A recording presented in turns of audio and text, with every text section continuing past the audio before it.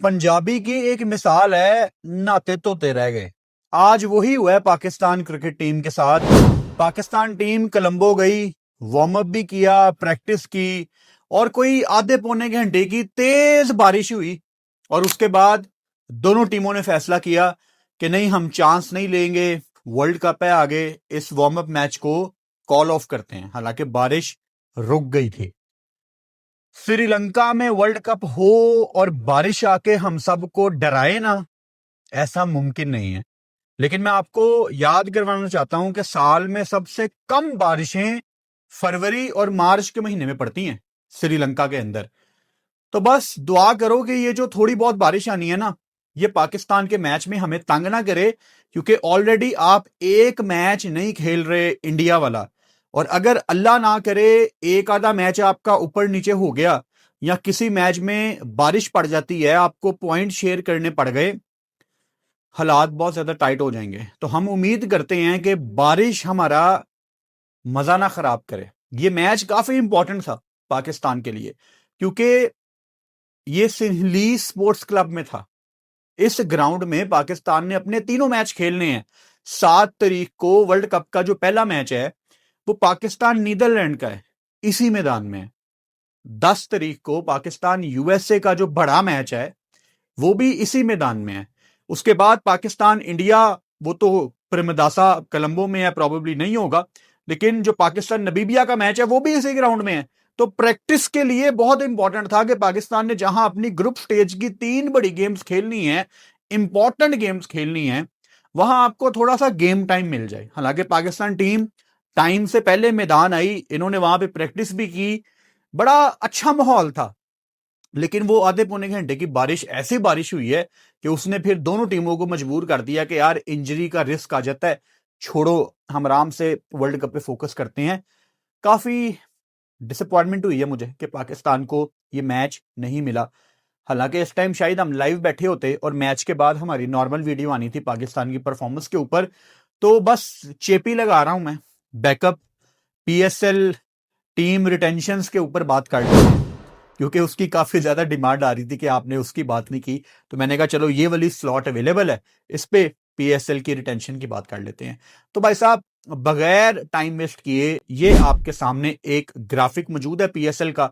कौन सी टीमों ने कौन कौन से प्लेयर रिटेन किए हैं वो आपके सामने मौजूद हैं। बहुत इंटरेस्टिंग होगा इन सब पे बात करना। हालांकि वर्ल्ड कप के दौरान पीएसएल की बात करना थोड़ा मजा नहीं आता मुझे, बट अभी हमें करनी पड़ेगी। सबसे पहले जी, लाहौर कलंदर्स की बात कर लेते हैं। नो ब्रेनर, इन्होंने प्लाटिनम में शहीन शाह अफरीदी को ही रिटेन करना था और हारिस राउफ नहीं है किसी भी कैटेगरी में, ऑब्वियसली फखर जमान नहीं है। इनके साथ सिकंदर रजा को गोल्ड में इन्होंने रिटेन किया है। It was always on the cards. मतलब वो तो सिकंदर रजा ने पिछले साल जितनी एमरजेंसी में लाहौर के मैच खेल दिया ना, मेरा ख्याल है अब सिकंदर रजा को ये ड्रॉप नहीं कर सकते थे। और काइंड ऑफ सिकंदर रजा इनकी कोर टीम का एक मेंबर भी है। सो सिकंदर रजा को भी रिटेन करना, और जिस तरह की कंडीशंस उनको पता है पाकिस्तान की कि कैसी हैं, वो जब जिम्बाब्वे के साथ भी आए थे पाकिस्तान में 2015 में, उन्होंने तब भी यहां आके 100 लगाया था। और पीएसएल की कंडीशंस तो अब मेरा ख्याल है उनको अच्छी खासी पता है, उनको अंदाजा है। तो सिकंदर रजा भी अच्छा प्लेयर उन्होंने रिटेन किया है।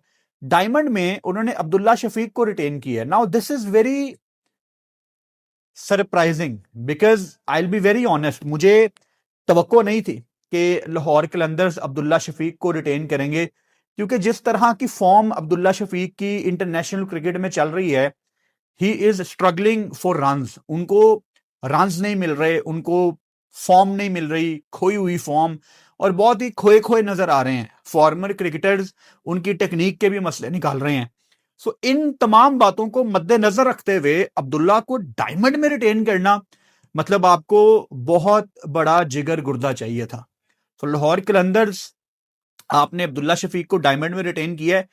I wish you all the best, because मुझे पर्सनली अब्दुल्ला शफीक बहुत ज्यादा पसंद है और मेरी ख्वाहिश है कि अब्दुल्ला शफीक पाकिस्तान से तीनों फॉर्मेट खेले। और लंबी रेस का घोड़ा मुझे शुरू से ही लगता है अब्दुल्ला शफीक।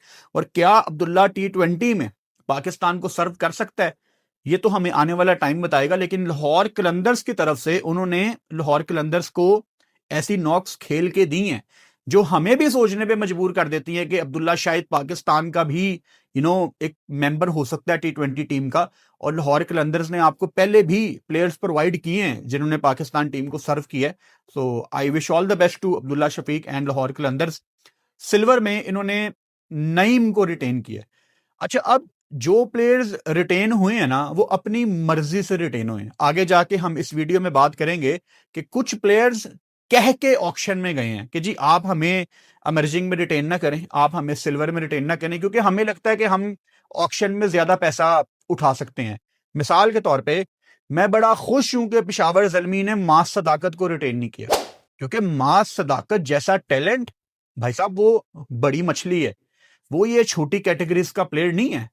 तो पेशावर ज़ल्मी, अच्छी बात है कि मास सदाकत रिटेन नहीं हुआ, या पता नहीं वो होना नहीं चाहता था या उन्होंने किया नहीं, आई डोंट नो, शायद वो होना नहीं चाहता होगा, क्योंकि वो ऑक्शन में जाएगा ना मास सदाकत, आप देखना उसका $1.5 लाख कहीं नहीं गया, वो बड़ा महंगा बिकेगा मास सदाकत। तो अच्छी बात है कि वो छोटी कैटेगरी में नहीं है।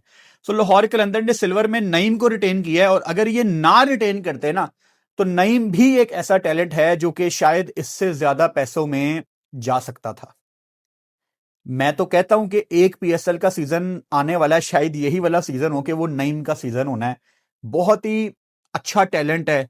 मैं हमेशा मेंशन करता हूं कि मुझे जैसन रॉय की याद आती है मोहम्मद नईम को देख के, और खेलना है नईम ने पाकिस्तान से। अब कब खेलता है, 1 साल 2 साल 3 साल, लेकिन खेलेगा ये पाकिस्तान से। बहुत टैलेंटेड प्लेयर है। अगर आप मेरे से पूछें कि क्या लाहौर की इस रिटेंशन लिस्ट से मैं सेटिस्फाई हूं, तो ठीक है। मतलब हारिस राउफ का ऑलरेडी T20 में आजकल उनके सितारे गर्दिश में है, पाकिस्तान टीम ने भी उनको ड्रॉप किया हुआ है।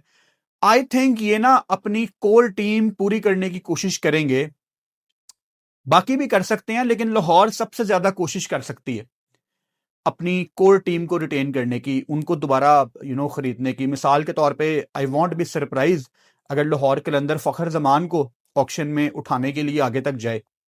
You never know, Haris Rauf को ये कोशिश करेंगे। लगता मुझे यही है कि ये सलमान मिर्जा से भी उसके पीछे पीछे होंगे ये, और व्हाई नॉट। सलमान मिर्जा ने जितना हम सबको इंप्रेस किया है, और पाकिस्तान टीम के अब वो परमानेंट मेंबर हैं, और इनकी प्रोडक्ट है लाहौर कलंदर्स की। जमान खान के पीछे भी जाएंगे। तो लाहौर कलंदर्स को देख के मुझे ये लगता है कि ये अपनी कोर टीम को पूरा करने के लिए ना पूरी जान लगा देंगे। और मेरी होम टीम है Lahore Qalandar, I am from Lahore, I live in Lahore. उसके बाद आगे इस्लामाबाद यूनाइटेड, प्लाटिनम में नो ब्रेनर, इन्होंने शादाब खान की तरफ ही जाना था। और शादाब खान इस्लामाबाद यूनाइटेड मतलब एक बहुत ही पुराना रिश्ता है। इवन आपने अगर पाकिस्तान टीम में शादाब खान को देखा है तो वो सिर्फ और सिर्फ इस्लामाबाद यूनाइटेड की तरफ से ही देखा है।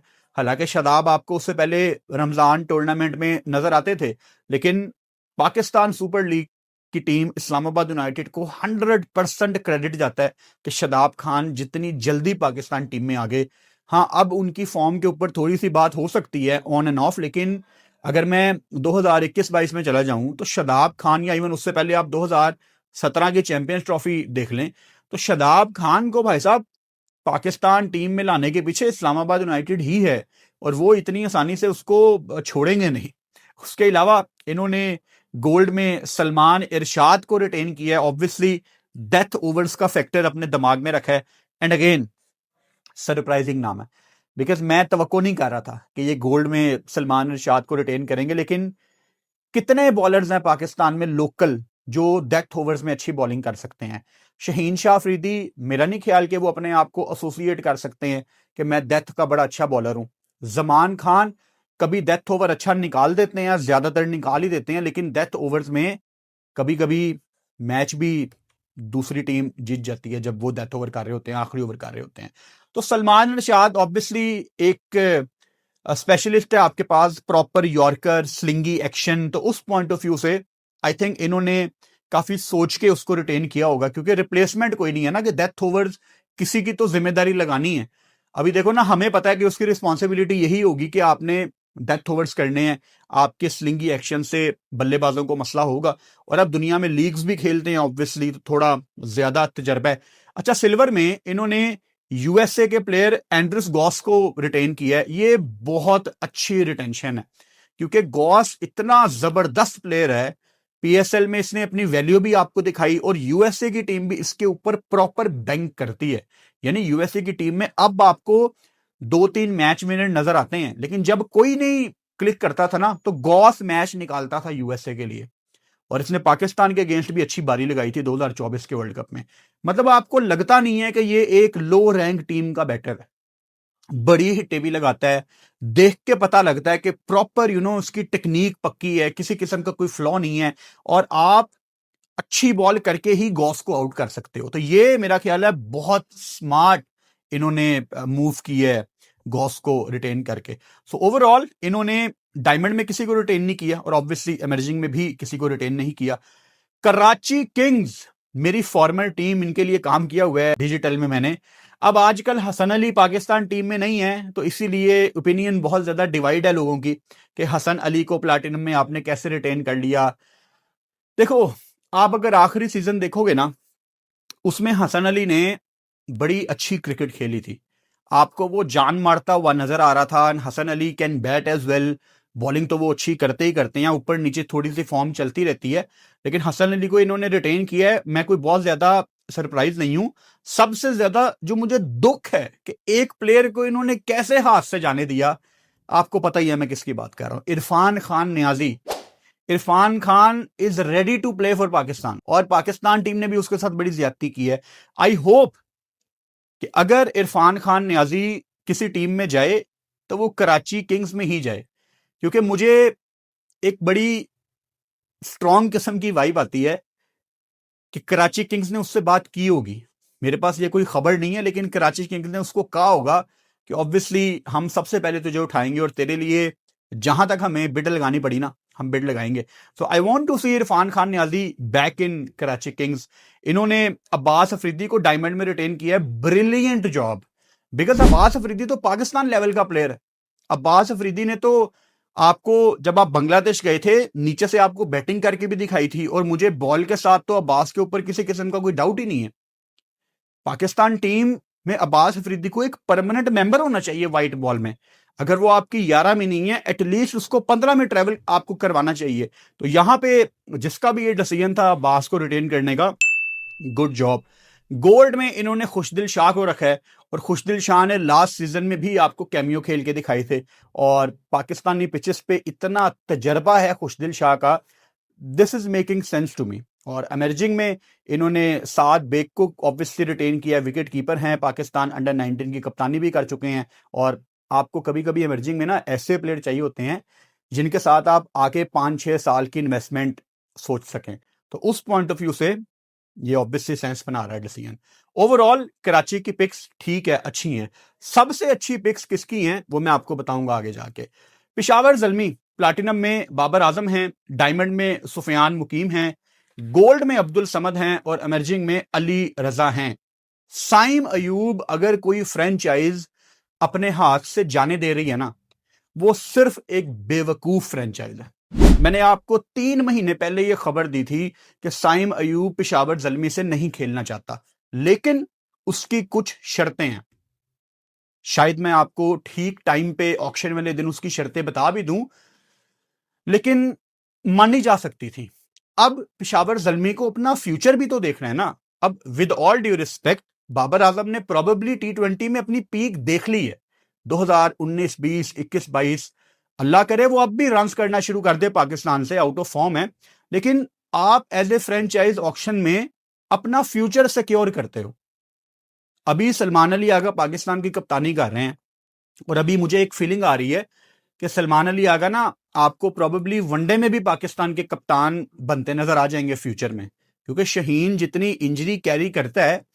मैं तो तब भी खुश नहीं था जब इन्होंने शहीन को कप्तान बनाया था वनडे का। मुझे लगता है कि आगा आपका तीनों फॉर्मेट का आगे जाके मुझे कप्तान लग रहा है। लेट्स सी कि ये शान के साथ कंटिन्यू करते हैं कि नहीं। सो अगर सलमान अली आगा का वाइस आपको किसी को बनाना है, अब आगा को तजर्बा इतने साल का है, पता नहीं कितने सालों से वो डोमेस्टिक खेल रहा है, उसको मैं बचपन से देख रहा हूं डोमेस्टिक खेली जा रहे हैं आगा जी, इतना तजर्बा जो उसको है। आपकी अब रिस्पॉन्सिबिलिटी ये होनी चाहिए एज ए क्रिकेट बोर्ड कि आप आगा के नीचे किसी को वाइस लगाएं और सारी दुनिया को पता हो कि पाकिस्तान का अपकमिंग कप्तान ये है, और वो लड़का कौन होगा?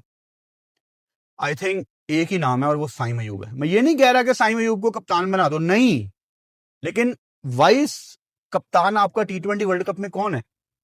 कोई कहेगा शादाब खान, लेकिन किसी को नाम नहीं किया गया कि ये आपका वाइस कप्तान है। By the way travelling reserve भी नहीं गए जो कि जाने चाहिए थे। तो कौन है आपका वाइस कप्तान? तो साइम अयूब T20 में, वनडे में पाकिस्तान की रेड हॉट प्रॉपर्टी है। आप अपना फ्यूचर सिक्योर करते। खैर, साइम अयूब भाई साहब आप देखेंगे PSL में probably one of the most expensive picks होगा।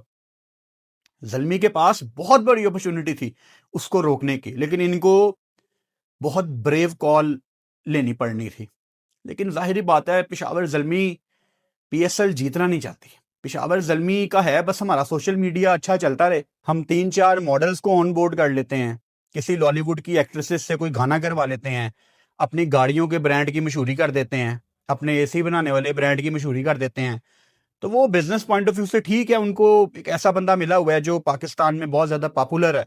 तो Peshawar Zalmi fans, I am sorry, I am sure Peshawar Zalmi के जो पक्के सपोर्टर हैं, लॉयल, जो अपनी टीम को जीतते हुए देखना चाहते हैं, वो हैरान और परेशान होंगे कि यार आप साइम अयूब को क्यों नहीं आपने रोका।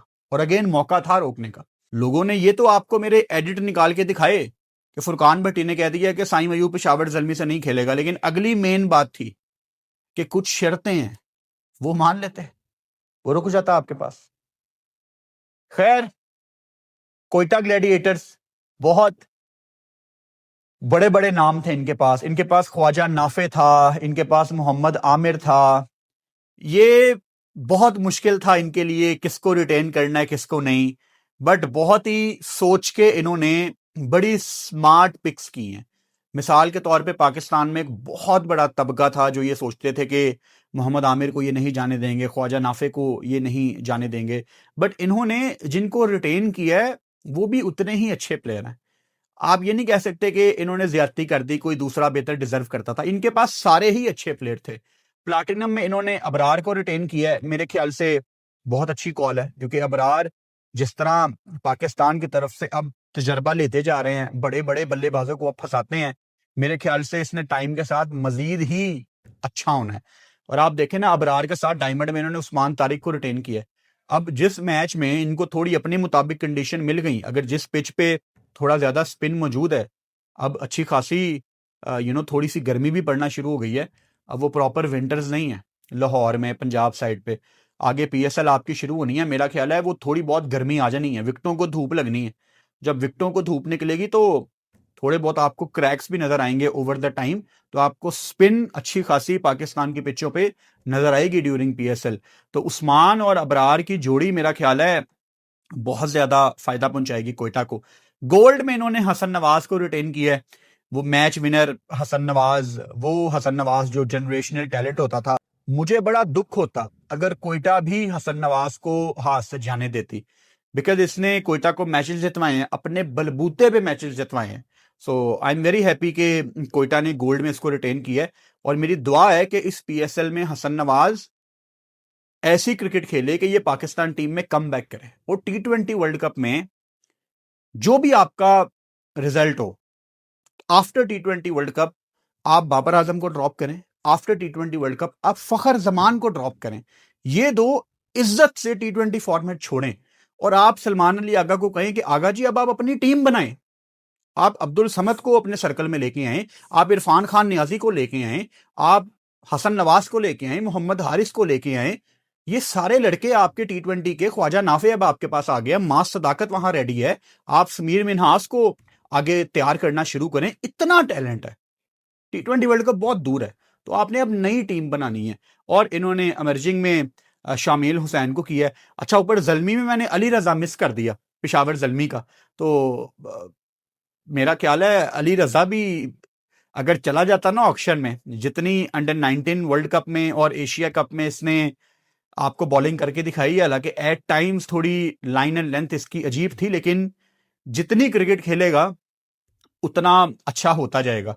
सो अली रजा को इन्होंने रोक तो लिया, लेकिन मैं अगर अली रजा का अच्छा सोचता ना, या मैं उसको कुछ बताता, तो मैं यही कहता कि अली आप ऑक्शन में जाओ, क्योंकि वहां जाके आप ज्यादा पैसों में बिक जाओगे। एंड व्हाई नॉट यार, अगर आपको ऑक्शन में कोई टीम ज्यादा पैसे देने के लिए रेडी है, तो मेरा ख्याल है कि उसमें आपको दूसरी बार सोचना नहीं चाहिए। गोल्ड में आपको पिशावर ज़ल्मी में अब्दुल समद भी नजर आ रहे हैं, तो अब्दुल समद भी पाकिस्तान की टीम में आए, लेकिन फिर वही बात आ जाती है कि आप किसी को बनाने की बात करते हैं, उसको खिलाए बगैर टीम से बाहर कर देते हैं। तो ये जो लड़के हैं हसन नवाज, अब्दुल समद, इनको ऐसी पीएसएल खेलनी है कि ये सिलेक्टर्स को मजबूर कर दें कि यार आफ्टर पीएसएल आप हमें पाकिस्तान की टी20 टीम का एक परमानेंट मेंबर बनाएं।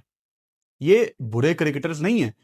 डायमंड में इन्होंने सुफियान मुकीम को रिटेन किया। अगेन लोग भूल गए सुफियान मुकीम को, कि सुफियान मुकीम भी कोई होता था।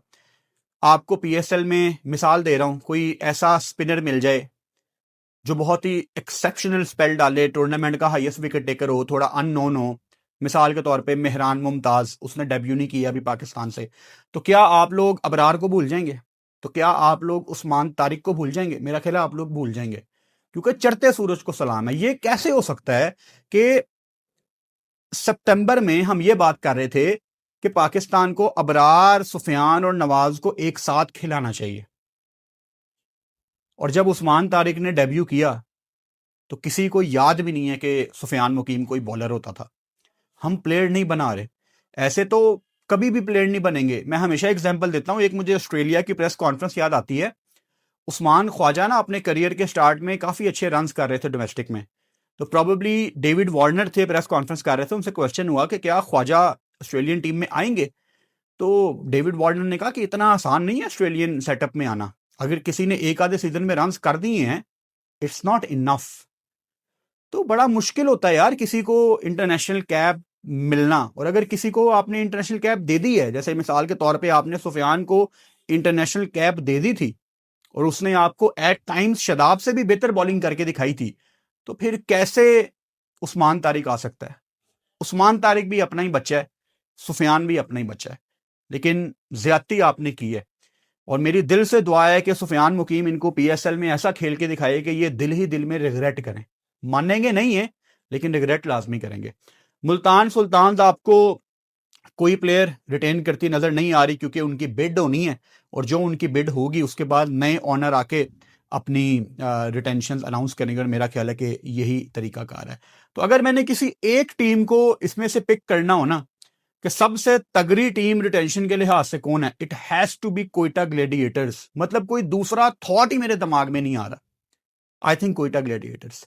तो आपके ख्याल से अच्छी रिटेंशंस किसने की हैं, मुझे कमेंट बॉक्स में लाजमी बताओ। अफसोस अफसोस अफसोस कि आज पाकिस्तान का मैच वार्म अप नहीं हो सका। हम उम्मीद करते हैं कि बारिश टी20 वर्ल्ड कप के दौरान हमसे दूर रहे, और इंडिया पाकिस्तान का बाइकॉट अभी भी कायम है। आज बोर्ड की मीटिंग थी आईसीसी की, जैसे ही कोई अपडेट आएगी फौरन वीडियो में आपसे मुलाकात होगी।